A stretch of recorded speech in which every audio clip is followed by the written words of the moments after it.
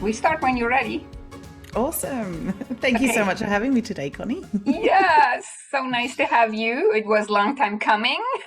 So, very excited you're here. Let's start by telling my audience where in the world you're located, and then Mhm. also tell us one quirky thing about you that has nothing to do with what we're talking afterwards.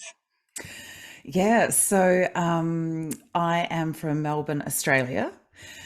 Goodness, one quirky thing. I have so many quirky things. Good. I have so many. Love it. Oh my goodness, which one do I pick? It's like a veritable menu. I do have a bit of an offbeat sense of humor. Sarcasm.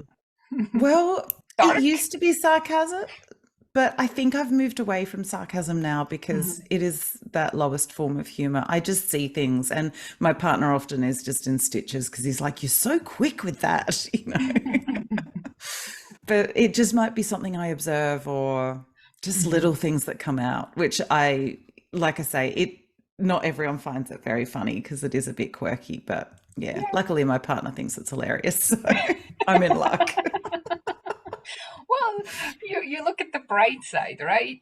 You just Well, as we were talking about before we started recording, there's sometimes we need to know that there's a bright side to navigate the paths we've navigated. So, a yeah, good sense of humor and a sick sense of humor and an offbeat sense of humor really bloody helps. yeah, and also, I mean, laughing is healing, right? Yeah. So even if we can laugh about ourselves or we can laugh about quirky humor or something, it heals, right? That's Oh, and it also yeah. releases some some of the stuck energy probably that you have in it that doesn't really positively contribute to whatever you're sarcastically or not sarcastically laugh about. So Yeah. yeah, Yep. yeah, Exactly.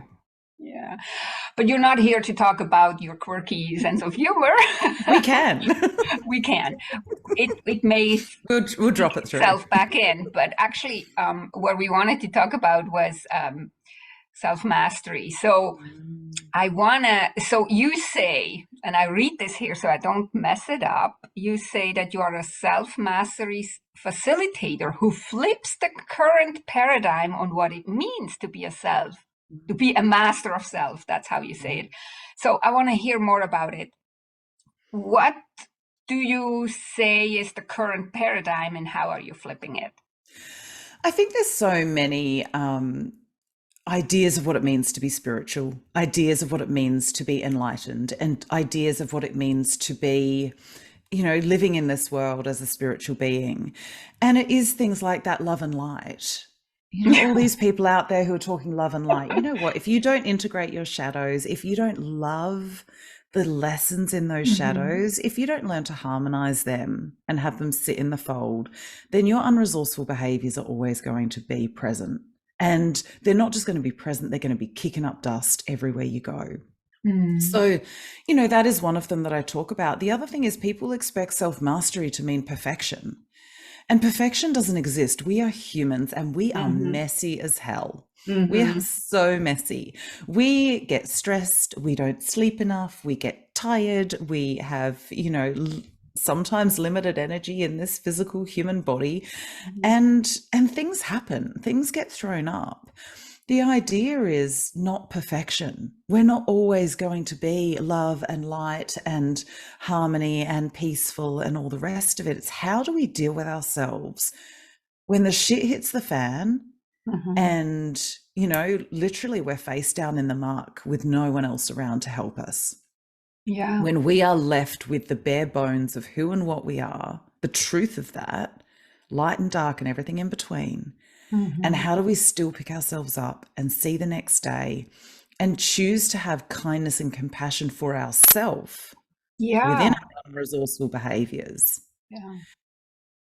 And that's what I mean by self mastery. It is accepting all of us, every single bit, because we all have the truth of our being, which is pure light and love and God source and wonder.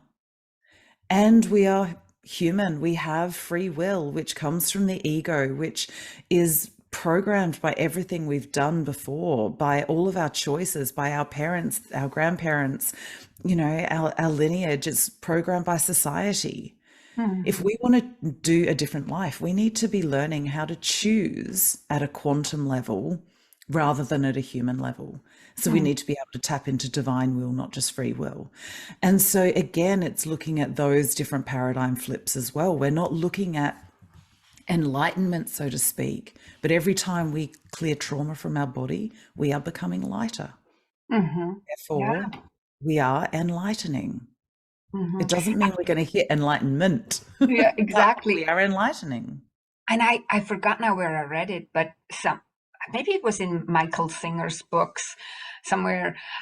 He said that enlightenment is misunderstood too, because we think that we're then just this blissful being floating 3 feet off the ground Mm. all day long, 24/7, which is not true. Enlightenment is when you have these moments of enlightenment, when you're having these ahas, and then we're all back on this in this kind of dense 3D world where we have to then function, right? And but we can take that moment of enlightenment and incorporate it into our life and see how we can make that better here.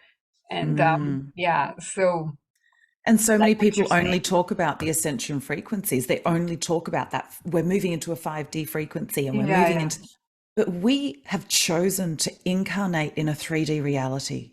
yeah, We need to anchor here first, then we can go up and get the wisdom from the yeah, 5D and bring it down and incarnate that in the 3D. And yeah. if we can do that, we are powerful creative beings. Yeah. And we can then raise our coherence, our vibrational frequency to Mm, be able to deal with this 3D density in a better way that mm, impacts people around us in a lighter way. We mhm. can bring it in. But those people who just go up to the 5D, that's fun. Don't get me wrong. It feels amazing to do that. But if we're not grounded and anchored in this reality, we're actually not doing the work we need to do. Yeah, it's kind of like, isn't that what they're calling spiritual bypassing in a way Yeah. too, right? You're Yeah. just I don't want to deal with this down here. I just go up Yeah. there, but that's not being enlightened at all, and it's actually not the solution. But I think it's a little bit of a result of how we're living this fast-paced life now, that we all just think, and we just talked that before we started the recording, right? That we're most likely not very patient ourselves, and then the whole world is kind of telling you, like Amazon delivery, I click the button now and half an hour later it's at my doorstep, kind of thing. Yeah. And that's not how this works. And oftentimes I feel it's we're we're James Wedmore, I think, calls it put whipped cream on horse shit or something like that. Yeah. It's literally like you're you're you're not working or dealing with the real root cause. You're Yeah. escaping and Yeah. but it's like when people who I help with physical clutter just put everything somewhere in their closet and then close the Yeah. door, and oh damn, nobody is allowed to open the closet door because it all Yeah. falls out, right? And that's what we get like within our subconscious. We're trying to shove so much down and deny all Yeah. these parts of ourself and pretend that they don't exist. And trying to, I always say that my past life in my marriage, I was papering over the facades, the Hmm. cracks in our facade all the time, so that the external world would see this great marriage and this great partnership and all the rest of it. And I did an amazing job of that because I was Hmm. able to hide all of what was going on behind closed doors, all of the trauma, all of the abuse, all of that Hmm. stuff was hidden. So when I ended the marriage, everyone was shocked. They thought I had mental, health issues, and that story was probably exacerbated from somewhere. But because I'd done such a good job of papering over all the cracks that were in our marriage and the toxicity that was there, yet we are all messy. We all Hmm. have cracks in our facade. We are not perfect. We've been around the block a few times. We've Hmm. picked up some pretty unresourceful behaviors. me included. The idea is that this true transformation, it does bring you to your knees at times. And Mm. if I honestly think if you're not getting to your knees at times, you're not actually going deep enough. This last few years has completely and utterly done that. And I'm not saying it'll do it all the time, but there are things we have to realize about ourselves that are a bit of it's like ooh, I actually do that. Mm-hmm. When Yeah. we're not in denial about the truth of what and who we are, Yeah. and when we can accept it fully and not bypass that, go through it, yeah, it can be really uncomfortable because you're like, oh, I've got to own that. I've really got to own Yeah. that. And then we can move through. And with that owning of it comes this acceptance and comes less resistance to it and comes this kindness for that part of us, because the reason it's there is it's tried to keep us safe at some point, or it's Yeah. worked at some point. Yeah. That's why we Yeah. do And, it. and I think, and I think we're also conditioned a bit that way, no? Like, Yeah. I mean, I can't speak for everybody, but where I grew up, my mother said a lot, and bless her, I mean, it's not her Mm. fault, but she said, what would the neighbors think? So Oh, yeah. I grew up with this, oh my God, the neighbors are not allowed to know anything other than this beautiful, Yeah. slick facade, whatever, you know? And Yeah. I'm sure she was not the only one. So, because No. you're one of the things that you're saying, and I think, yeah, that's even the subtitle of your book, that is like prioritizing our internal truth over the external influence. And when Yeah. you're like growing up, which we all do in a society that basically tells us that it's not okay to not be perfect, and they're not saying it that way, of course. They're saying Yeah. it different in all kinds of sneaky little ways. Mm. And I struggled so much with perfectionism, and as hard sometimes aging is, it also helps. And I always chuckled when I was younger. Yeah, yeah. When they said, oh, when you get older, you become not just wiser, but also kinder and Mm. more compassionate. But it's totally true, because you learn, like, oh, okay, well, it doesn't help to beat myself up. It literally doesn't help with anything, not with Yeah. the enlightenment part, nor with the 3D part. So, Yeah. yeah. No, I 100%. And I think that's it. You know, we are trained. If you think about from the very moment where we're born, we have our parents that we go to. I need help. We go to teachers, we go to doctors, we go Hmm. to everybody we go to is outside ourselves. Now we have to do that as children because Hmm. we're not Hmm. able to cope with the big wide world. But nobody sits us down in our teens and then trains us to go within for our answers before we go Hmm. outside ourselves, because they've not been trained that way. Hmm. And Yeah. all of a sudden, without this training, we're pushed out into the world, and now you're an adult, go fly. And it's like, well, hang on. So we still defer outside ourselves. What does our boss think? What do these people think? What is society telling us? And you look at marketing. What is marketing? Marketing is you'll be fine once you buy this car, or you'll Yeah. be fine once you use Exactly. this face cream, or you'll be fine once. It's all about comparison and competition and power over structures, rather than that power with the power to, understanding that the rising tide raises all of the boats, and that we don't need to pull other people off the ladder so we can get one rung up. There's enough rungs on the ladder for all of us, because not all of us want to do the same thing. Exactly. So, Exactly. yeah. Yeah. So I wonder, you probably talk about that in your book, Mm. but so how do we even prioritize then our inner truth when we're so conditioned to listen to the outer influence? Are there any, like, I mean, we're aware of it. That probably helps a big thing Mm. already. So, but I noticed that too. So just this morning, I was listening to my intuition, and over some rationality, Mm. and I'm not going to go into details, but it just, like, it turned out just half an hour later that my intuition was right. But it could have so easily been that I would have just overridden and say, oh no, that's kind of silly, Mm. so I shouldn't. Like, we have these voices inside, so how can Of we course. actually train ourselves? So you talk in your book about your journey, how you got to prioritize your inner truth more over the outside influence?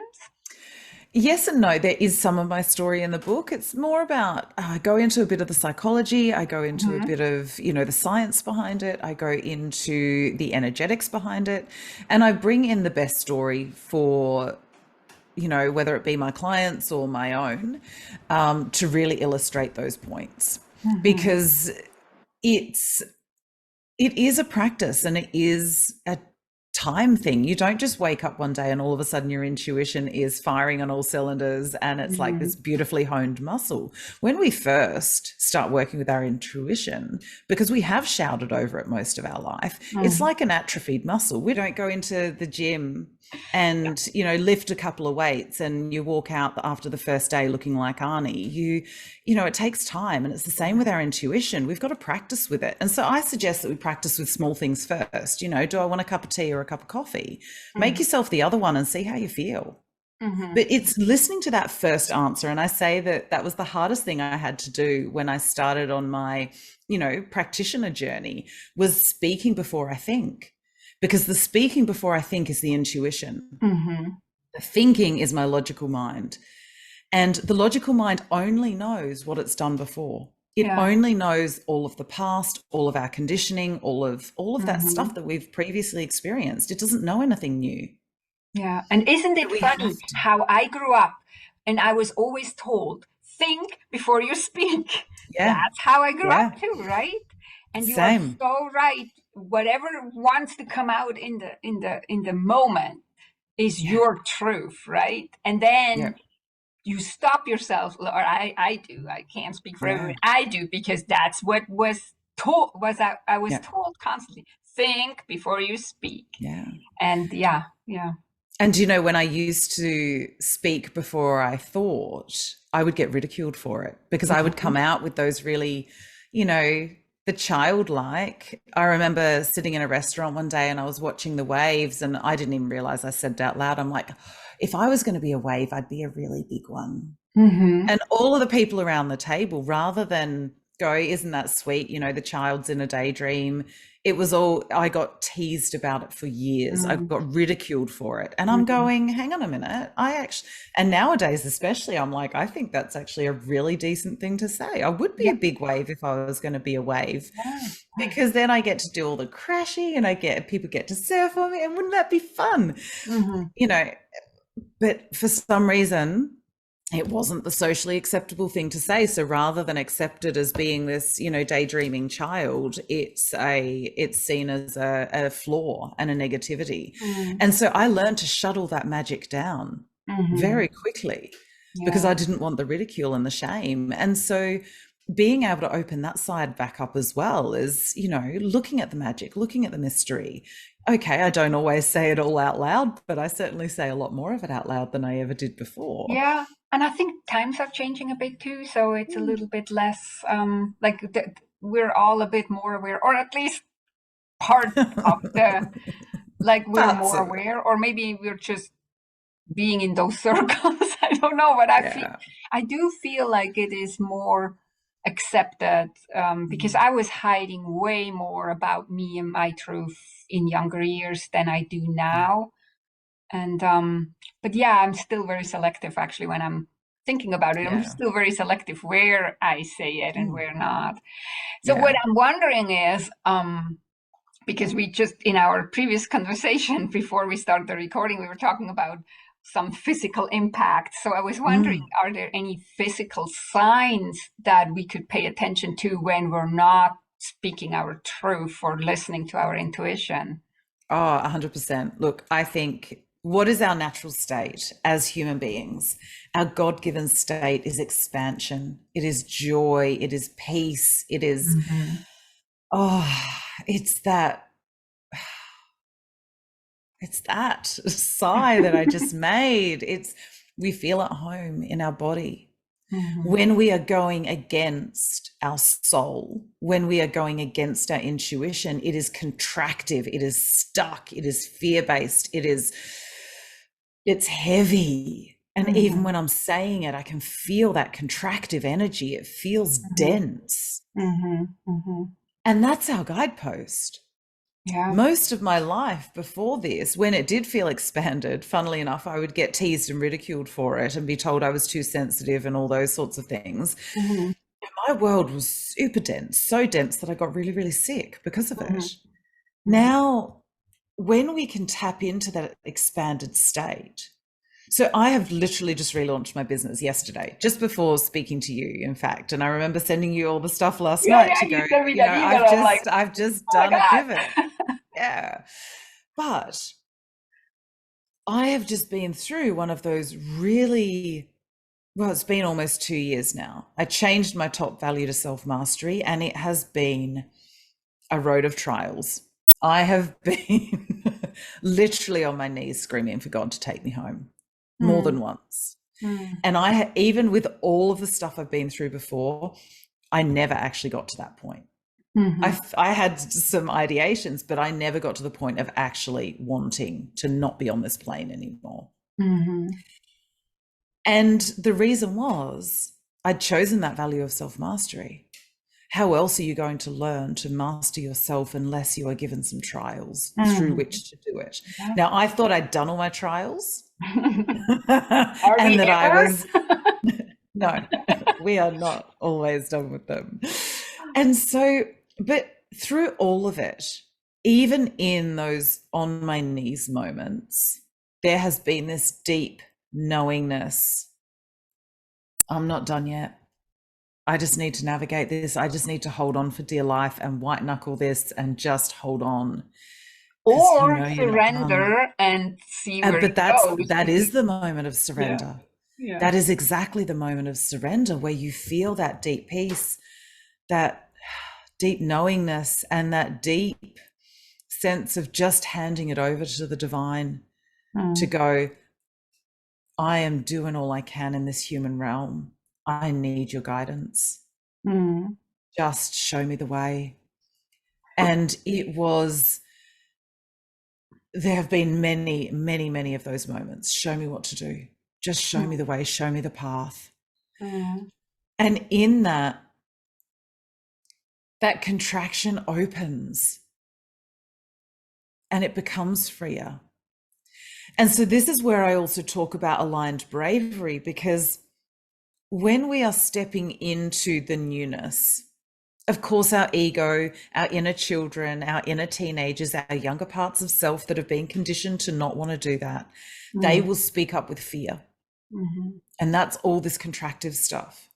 Now, when we listen to them, when we talk with them, when we work out why they're afraid and all of that, we can go, I understand. And you know what? I'm still going to do this Mm-hmm. because it's in alignment with our soul. And we can feel that because we've got this pull towards it, even when it doesn't make sense, even when it feels scary. But it's saying to all of those parts of us, it's going to be okay. I'm the adult now. And I'm not going to do anything that's going to harm you. Yeah. And then taking that leap, or even just taking that next step towards what we want to go to. But you know when your soul is in alignment, because there isn't that same contraction, there isn't that same pulling in of that energy, there isn't the same density.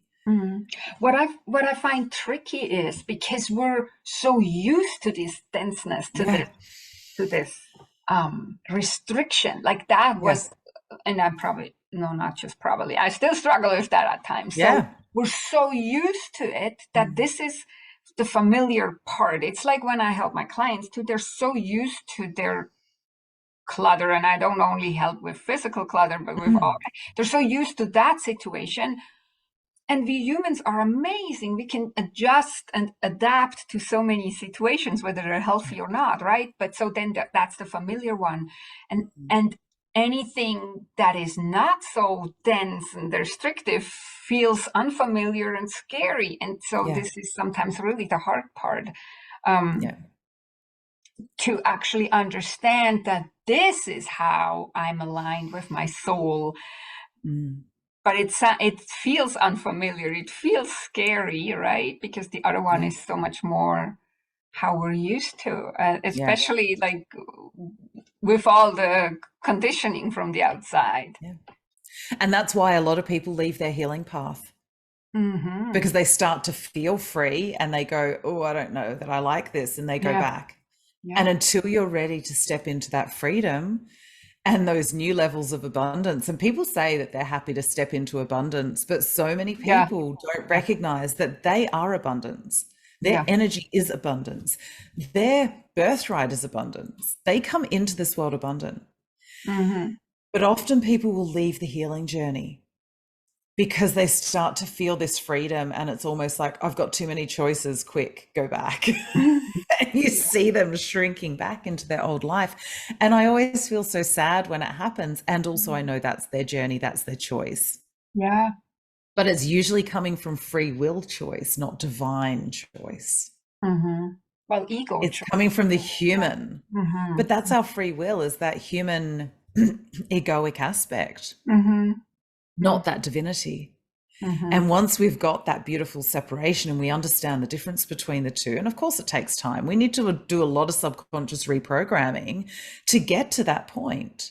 But if you're willing to put in the work and program that subconscious differently, Mm-hmm. oh, it is incredible what you can do and how things just start to fall into place. How Mm-hmm. easily. Okay, I'll give you a story. It only happened Yeah. last weekend. All last week, I was just saying to the universe, okay, show me all the different ways that money can come to me, because Mm-hmm. I know there's more than one. And we go and walk the dog really early on the beach. So we rocked up at my supermarket. Pretty much there were maybe 2 or 3 cars in the car park. Like, it had just opened early Saturday morning. As I'm driving out, we popped in to grab some stuff for breakfast, because I always make sure that everyone else has food at home, but my dietary requirements mean I eat differently, and we don't always have food for me. We often have ingredients, just not food. And Mm-hmm. I was in one of those moods that I needed food, not just ingredients. So anyway, Mm-hmm. we've pulled into the supermarket. As I've started to drive out, I've gone, my partner's going, what's going on? And he's looking at the dog in the back. Is there something wrong? I've opened my car. I've stopped the car, opened my car door. There was $220 Oh, wow. in the car park. There were no cars around. It Uh-huh. was wet underneath the money as well as on top of the money. It had clearly been there all night. It was dry around the money though. So obviously it had been dropped when it was raining. Yeah. Nobody around. I'm like, thank you very much, angels. That will just do me fine. Yeah. Yeah. That's amazing. And it literally came out of nowhere. But these are the things I've been asking for. Okay, show me some interesting ways. And again, that's the sort of humor that my team has. Okay, you want some money? Here, I'll throw some money on a sidewalk for you, or in a car park for you, and see if you notice it. Yeah. Yeah. Yeah. But when we want the magic, when we start looking for the magic, when we train ourselves to look for the magic, Mm-hmm. it comes in so many different ways. And it's not just money. If I walk and think about all those moments that I literally want for nothing, every morning on the beach, I take note of when, I'm throwing the ball for my dog, I've got my hot chai in my hand, and I literally in those moments want for nothing. Mm. I am in that place of true abundance. Mm-hmm. And I key into them wherever I feel them. I had Yeah. a co-working day with a girlfriend only a couple of weeks ago. And then the following night, her and her husband came over for dinner. And in those moments, I was going, I literally want for nothing. I have everything I need right now. Mm. That's And the beautiful. more we can tap into those moments, guess what? The more we get them. Yeah. Yeah. Because what And the we more they focus present. on, that's where the energy goes, right? Yeah. To come with this, what everybody throws around too, which is Yeah. true, right? Yeah. Yeah. So what I'm wondering now, you just said you revamped your whole business and everything. So that got me thinking too, is like, how can we bring this more into business? Like less this hustling and less this um pushing, and more bringing this in, like this spiritual part or this intuition part into our working environment, with our clients or with ourselves too. I think for those people who are separating business and spirituality, They're not bringing their whole self to the table. Yeah, that's true. And this is the difference. If we tap into that spiritual nature, the only thing we are doing is recognizing the wonder and awe in our clients, the beauty of them, the humanity of them. And whether that be with us in corporate, whether that be us in our own business, whether that be entrepreneurial or solopreneur or all those other Mhm. words that they throw around, it doesn't matter. If we can bring our whole self to the business, if we can bring everything that we are going to be more kind, more compassionate, more loving, more caring, more understanding, more accepting. Mm. And we are going to listen more deeply Mhm. to what people are needing, wanting, desiring, what we can therefore do to serve them, how Mhm. we can connect with them in a way that is meaningful for them. That's powerful. And a Mhm. lot of big corporations don't have that. They will put profits over people time and Mhm. time and time again. And we're seeing that, for example, with the cost of living rise at the moment, it's profits over people, because you can guarantee those supermarkets are not sending less to their shareholders, but Mm. they're charging us more for the privilege, Yeah. and guess who's suffering? It's the people in already hardship Yeah. who are now having to cut back on what they're eating or get rid of the quality of their food or whatever it is. But you can guarantee the people who are running the companies, the supermarkets, are not suffering. Mm. So we need to move from this idea of profits over people to people. Yeah. And the profits will come because the universe is abundant. And the Mm. more we honor other people, the more we honor ourselves, the more that will naturally come, because we are in alignment and attunement with the universal frequencies of love, of abundance, of harmony, of all of that.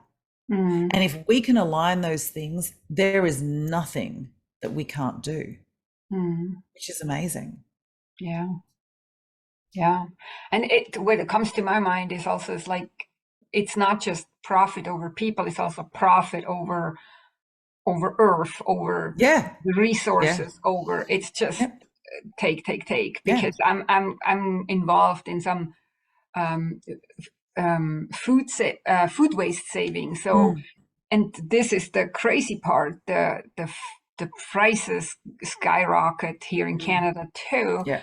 And at the same time, every week I see how much they just chuck out and throw out Yeah. as waste, food waste, Mm. while people are hungry or people can't afford the food, and they'd rather throw it out than like giving it. Yeah. So this is the crazy part, and it's just this um, culture of taking advantage of it, almost like Mm. taking advantage of the resources of Yeah. earth, taking, producing also too much, just producing so much, Mm. hoping you can sell it all, and then rather than giving it away, we just rather throw it in the landfill. Then Yeah. it's this whole um culture that we're kind of surrounded with. And then if that's, I think too, how we start to push Yeah. ourselves too much, and are Mm. not graceful or self-compassionate with ourselves, because it's not Because the how. message is Yeah, produce more, produce more, produce more, yeah, produce yeah, more. exactly, And exactly. it's never enough. But you were Produce born more enough. without consideration Yeah. for whatever, and just make earth your slave, or whatever you want Yeah. to, like, whatever the wording is Mm. around it. Just take instead Yeah. of having it, like, because nature would be abundance, but we don't even recognize the abundance that earth has. We're kind of Yeah. abusing it, and Yeah. going wrong. We would get way more from it if we would recognize the abundance rather than what we're doing right now, right? So Oh, 100%. Absolutely. And I think, but I also think that's where though that groundswell is happening. It's just we're not at tipping point yet. We just yeah, need more people on the journey who are respecting nature, who are respecting people, who are respecting the earth yeah, and that abundance, yeah, and who aren't raping and pillaging for what they can get. yeah. Because it's like that, let's just come in, and a lot of that came from when we separated God from Mm. us. We took him out of us and put him up in the sky. Mm-hmm. who had to go through intermediaries of priests and Jesus and all Yeah. of this to actually get to God. We are God. Mm. We have that God source within us. Mm. And as we start to recognize that, we recognize our connection to everything. We recognize our connection to the earth. We recognize that we are all one. And if we are damaging ourselves, we are damaging the earth. And if we are damaging the earth, we are damaging ourselves. Mm-hmm. And we are damaging other humans. And the more that we can tap into that, the more we step more lightly with the footsteps that we take. Mm. And it does make a big difference. Yeah. Mm. Yeah. I have hope because it has Yeah, to there is come always hope. from below. It will not, we can't wait for these big corporations to change.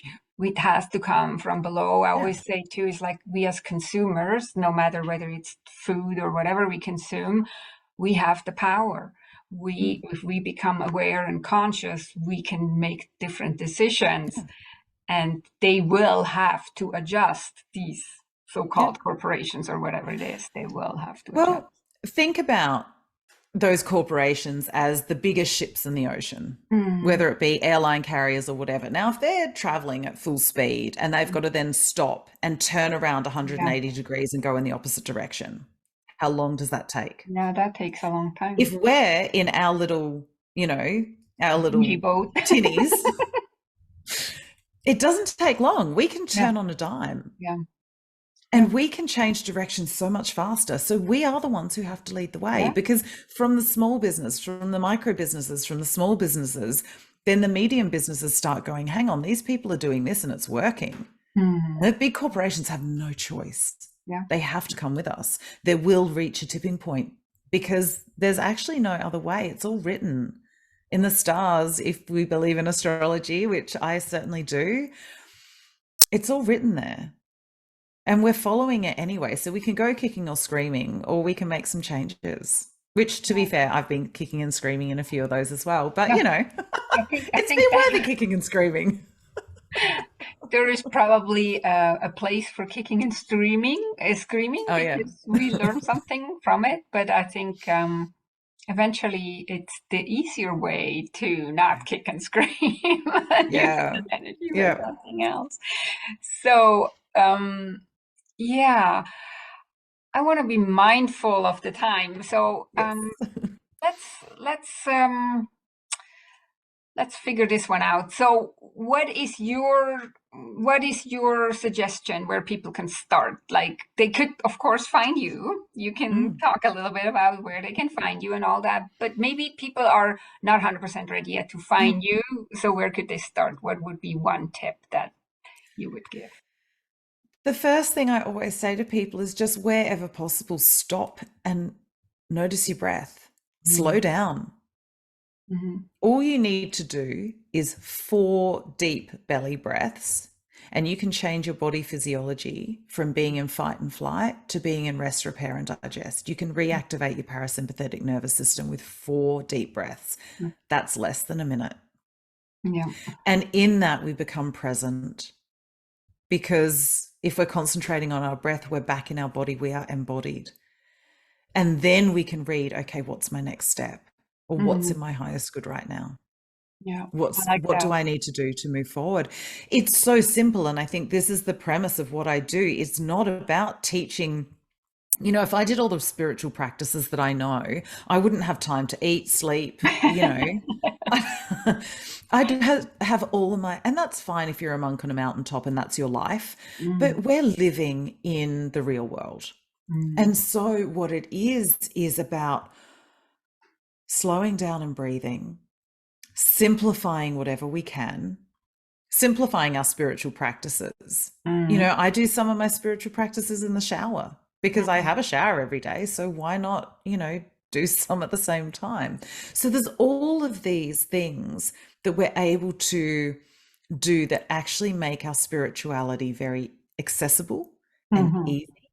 Practical. And also it's it doesn't feel like a chore because we're not having to carve out an hour to sit on our mat and meditate. Now, sometimes that is really nice, Yeah. but I can't tell you, I probably can tell you, it's probably 0 times in the last 12 months have I sat on my mat for an hour, Yeah. Yeah. because I do it through the day.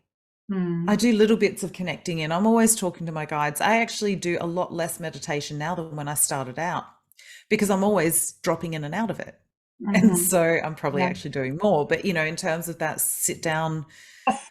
and And I do. totally get that, because that's what I always say is like, when I help people like create their supportive environment rather than the Mm, sabotaging one, I always say like a few minutes a day keeps the chaos away. And yeah, it's not, you now have to carve out a weekend to no, no, do something. You don't have to carve out an hour.